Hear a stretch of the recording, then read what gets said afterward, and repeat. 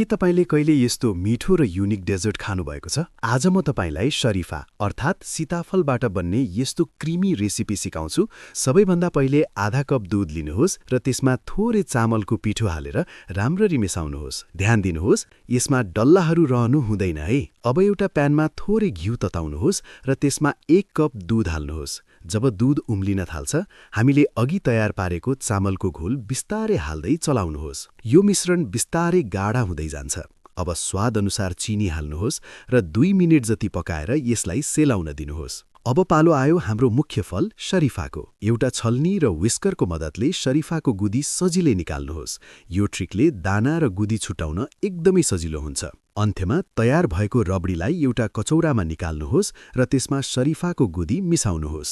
माथिबाट आफ्नो मनपर्ने ड्राई फ्रुट्सले सजाउनुहोस्। मैले त यहाँ बदाम प्रयोग गरेको छु। यसलाई चिसो चिसो सर्भ गर्नुहोस्। कस्तो लाग्यो त यो युनिक रेसिपी?